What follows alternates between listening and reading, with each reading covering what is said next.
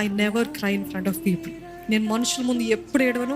నా భర్త ముందు కూడా చాలా అరుదు. నా బిడ్డల ముందు అసలు ఎప్పుడు కనపడలేదు. కానీ దేవుని సన్నిధిలో I'm really tough in some situations. అందరూ చూస్తే అసలు ఏంటి మేము ఇక్కడేమో ఇంత సాఫ్ట్గా ఉంటుంది, but I'm really tough. I do not cry. నేను మామూలుగా ఏడవనండి.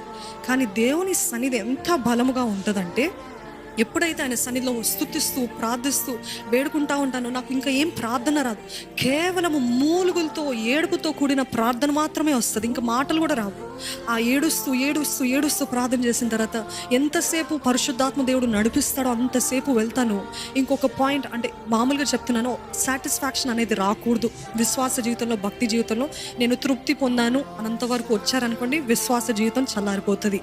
ఆ సమయంలో దేవుని ఆత్మకార్యం జరుగుతున్నప్పుడు యూ ఫీల్ కంటెంట్. ఎంతమందికి తృప్తి నేను పొందుకున్నాను, నా భారం అంతా తేలిక అయిపోయింది, నేను విడిపించబడ్డా నా అనుభవం ఉంటుంది కదా, ఆ అనుభవం వచ్చేంత వరకు నేను దేవుని సన్నిధిలో గోజాడుతూ ఉంటాను, ఏడుస్తుంటాను. ఏ ప్రార్థన భారం ఉండదు. I don't know why.